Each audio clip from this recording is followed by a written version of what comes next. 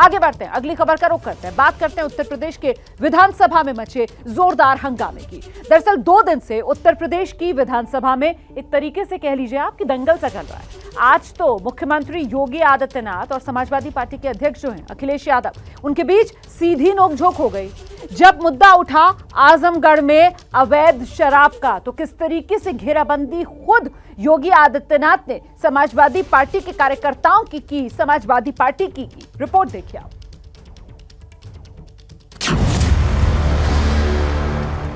मुझे याद है 2017 में जब हमारी सरकार का गठन हुआ था, तो उस समय आजमगढ़ में जहरीली शराब से कई मौतें हुई थी। और जहरीली शराब से कई मौतें होने के बाद हम लोगों ने जब उसकी तह में गए तो कौन वो व्यक्ति है? क्या यह सच नहीं था कि जहरीली शराब से निर्दोष लोगों को मारने वाला व्यक्ति समाजवादी पार्टी से जुड़ा हुआ था?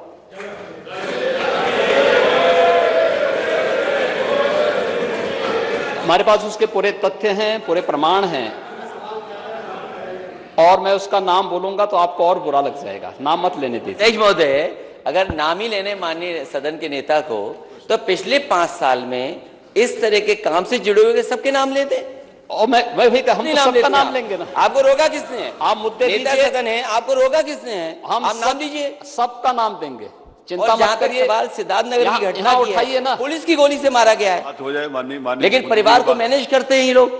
माननीय मुख्यमंत्री जी की बात आई, उसमें आप एक जिम्मेदार व्यक्ति हैं, प्रदेश के पूर्व मुख्यमंत्री रह चुके हैं, और उस गंभीरता को, पुरानी बात नहीं, आपको इस बात को ध्यान रखना होगा। अगर हम देश के और उत्तर प्रदेश के आंकड़े देखें तो महिला अपराधों में यूपी सबसे आगे है। अगर ये आंकड़े सरकार नहीं मानती है तो सरकार ये बताए कि सरकार के पास जो सिस्टम है डायल 100, जिसको डायल 112 कर दिया है, उसके आंकड़े क्या कहते हैं। 1090 जो बना था सुरक्षा के लिए, उसके आंकड़े क्या कहते हैं। और जो हर दिन हम अखबार खोल करके देखते हैं तो पाते हैं कि क्या गंभीर से गंभीर घटनाएं हो रही हैं। और अगर हम याद करें पीछे मुड़ करके, और अभी भी सरकार उतनी जितनी सेंसिटिव होनी चाहिए, जितनी सीरियस होनी चाहिए, अभी भी घटनाओं को लेकर सेंसिटिव नहीं है।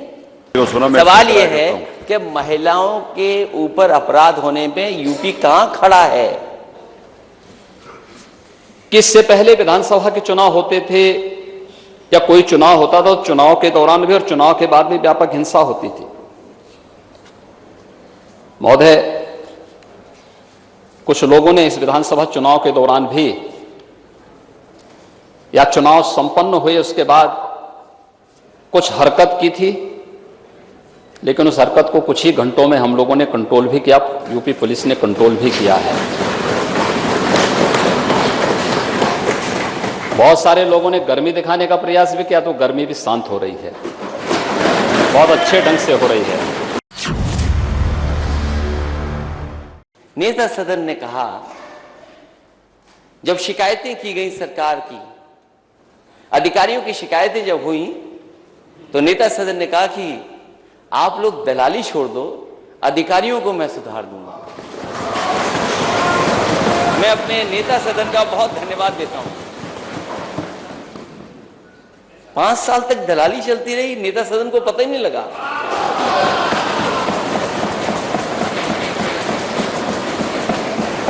और किन अधिकारियों को सुधार दिया।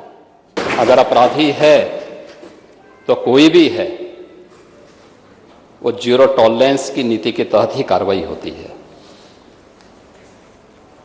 और नेता प्रतिपक्ष इस बात को अच्छी तरह जानते भी हैं, समझते भी हैं, उन्होंने स्वीकार भी किया है कि कार्रवाई हुई भी है।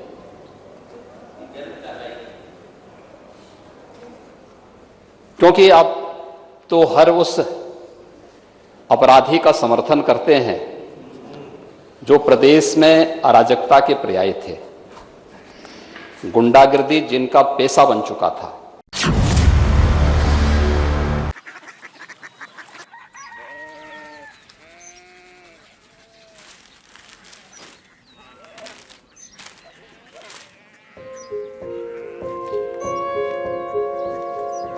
बाबा बाबा कोरिया सिटी जानी ना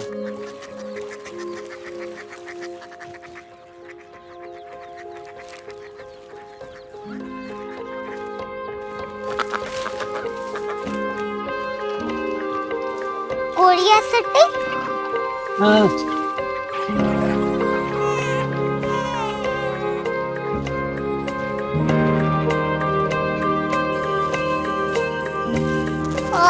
कोरिया सिटी कहाँ पे है?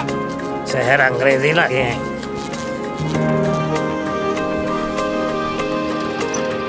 कोरिया सिटी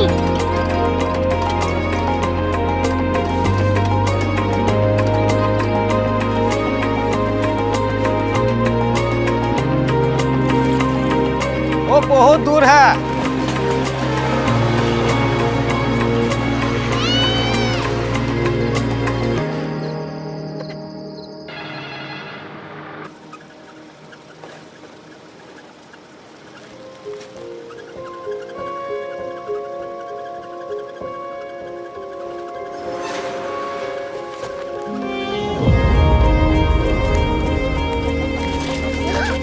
कोरिया सिटी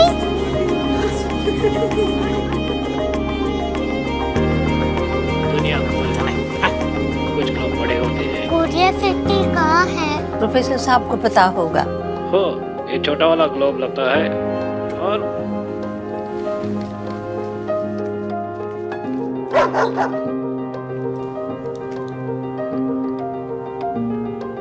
पता नहीं, मेरी बेटी से जाके मिल लो, शायद उसे मालूम हो।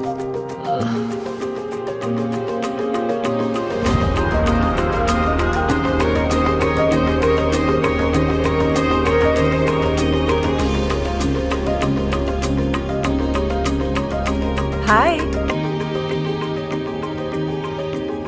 बाबा ने भेजा है। Come here. Korea city Korea city नहीं, क्यूरियोसिटी। वो क्या? That's what brought you here. जो तुम्हें यहाँ तक ले आया। क्यूरियोसिटी